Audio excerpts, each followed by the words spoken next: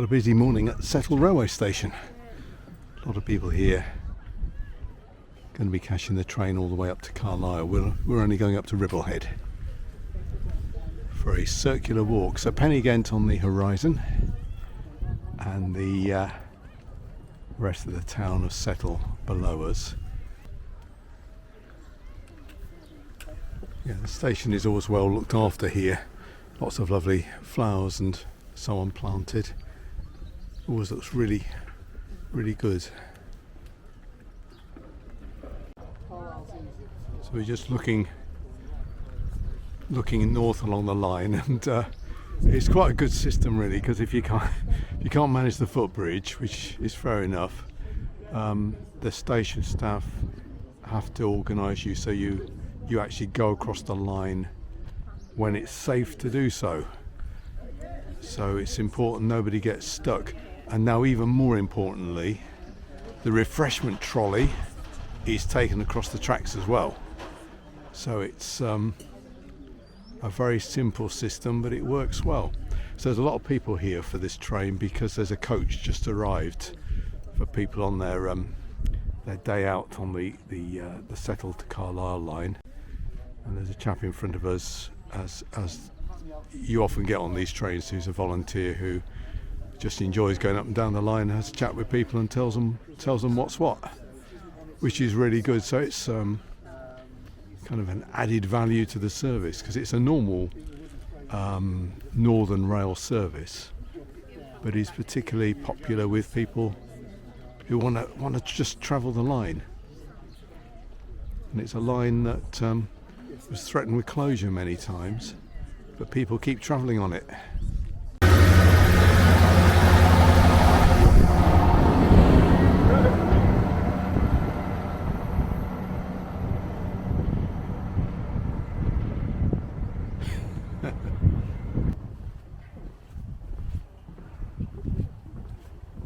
Yeah, so our plan is probably a 7 or 8 mile circular walk from Ribblehead itself. This is Ribblehead station,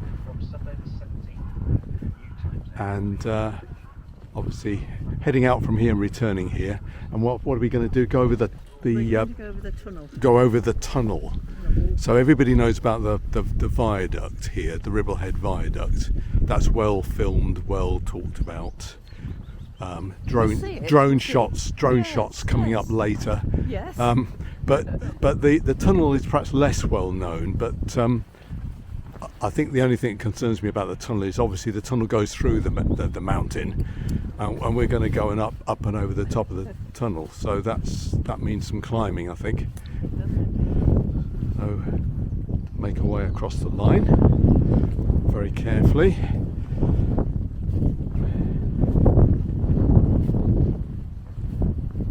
We'll start to make our way out on our walk. Now it's pretty clear that up ahead of us is the viaduct. As I say, very, very scenic, very picturesque, and very much now a sort of a natural part of the landscape.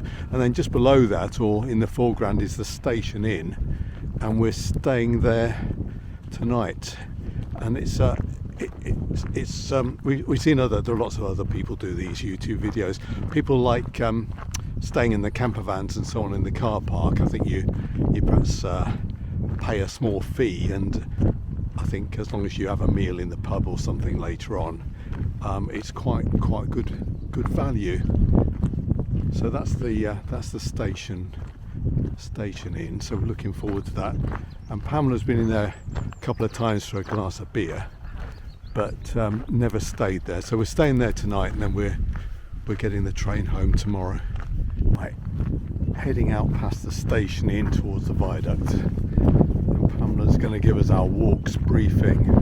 So tell us a bit about the walk, what our plans are. Well, the first half of it really is to follow this railway line that's on our left. It goes over a viaduct, then it goes into a tunnel. So we can follow it while it's still above ground. Yeah. Then when it goes underground, we can walk over the top Okay. of the tunnel, following the line that's underground, if you see what I mean. So Yeah. we have to walk over the see the, Yeah, they call them air shafts. Air But shafts. they're huge, great chimneys. But they're really quite impressive. It's a lovely walk. That's the first half. Yep. And then the second half, we're going to follow a very minor road round, and then a footpath track. Yep. So we'll go around a big circle. Okay. I think I'm it'll back. be about 8 miles, I think, in total. I think. And a few ups and downs within Lots that. of ups and downs. Lots yeah. of ups and downs within that. Yeah. But the attraction is a pint of beer and a good meal at the end of the day. Absolutely. We got some food with us. We went to Yes. the famous Naked Man Cafe. It Oh, really is yes. called that in Settle. Yes. And they do, you name it, there's more or less any type of sandwich or roll that you might like to eat. So you can get your supplies there and then head out for a decent walk. Yeah, and a decent view of the Ribblehead Viaduct. And again, another marvel of 19th century Victorian engineering. I think this line, the whole line, there's about 6,000 or 7,000 men, I suppose almost entirely men, worked on it. Handmade the whole thing.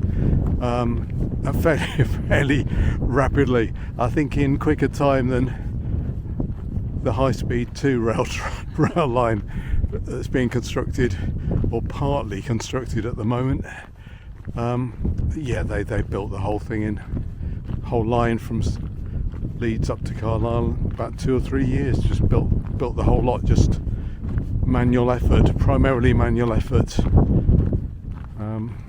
and with camps and so on along the way as they constructed the whole thing, dug it out, and it's still there, still working, and still running today.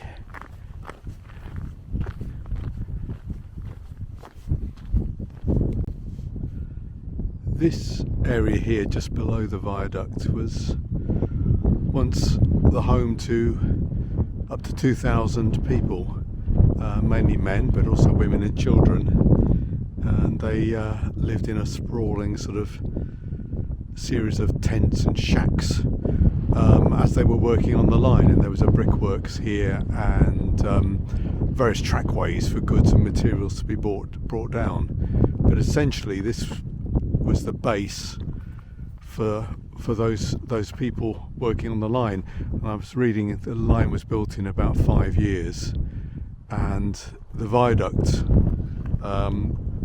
is about 1,300 feet long, so it's a considerable span. Whernside, the other side there, and the tunnel that we're going to walk over is actually 1.5 miles long itself, which is not far beyond the viaduct. So the camp here was for the men working on both the viaduct and then digging out and constructing the tunnel.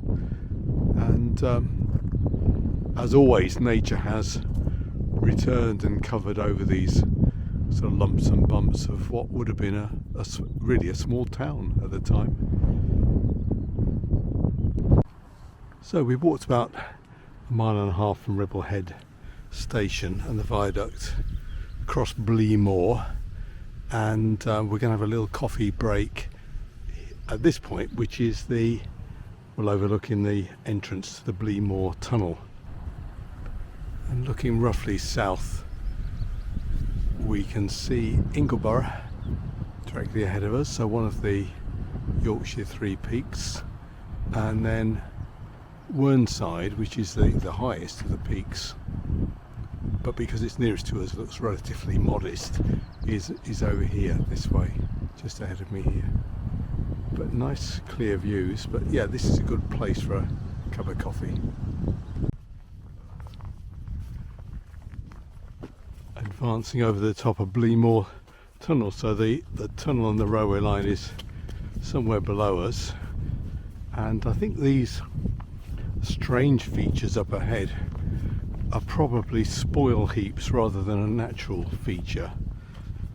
So debris left over from working on the line, and there is, you can just see just to the right of the path, quite muddy in places, there is one of the air shaft chimneys sticking up, just about visible.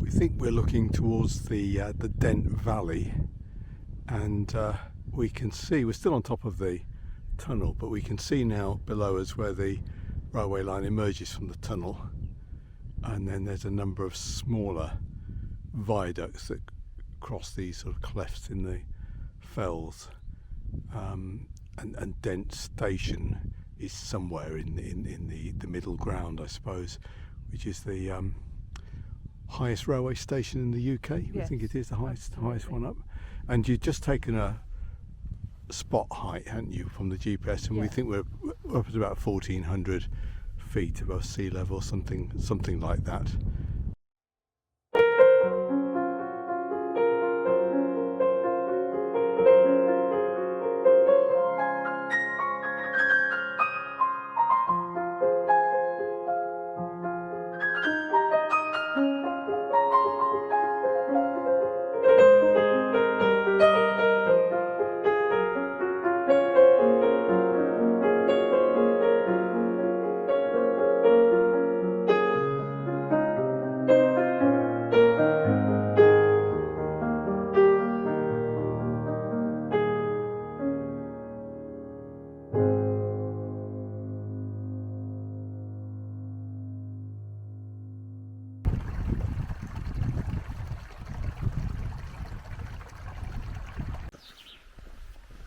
Some very late flowering daffodils just the other side of the Blea Moor Tunnel.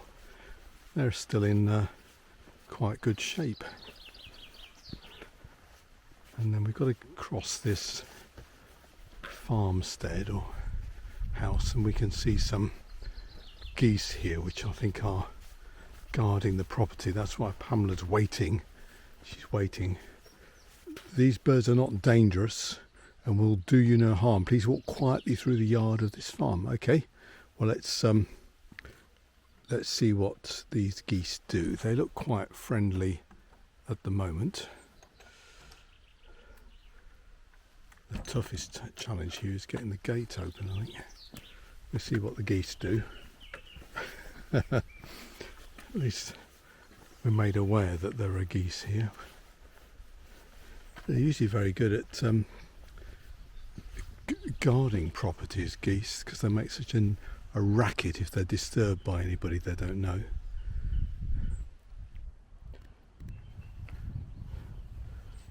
Anyway, we'll see what they're doing. We'll see what they're doing.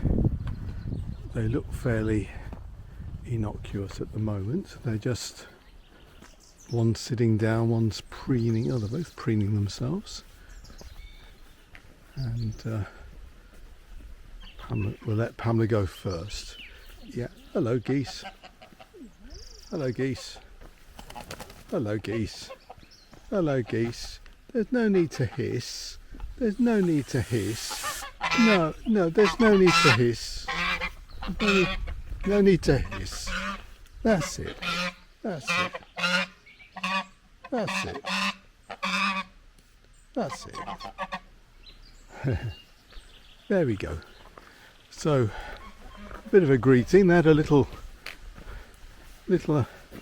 feint of a peck at Pamela, but I don't think they got her.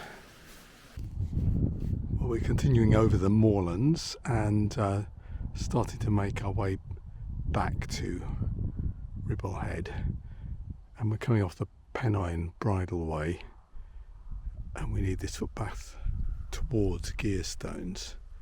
It was a bit muddy again. Never mind.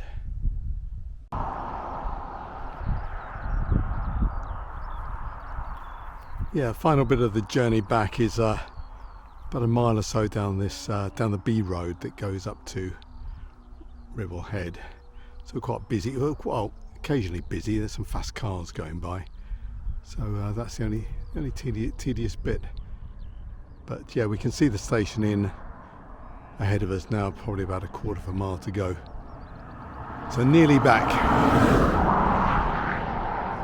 and we'll be looking forward to a pint, won't we? We will indeed. Yeah.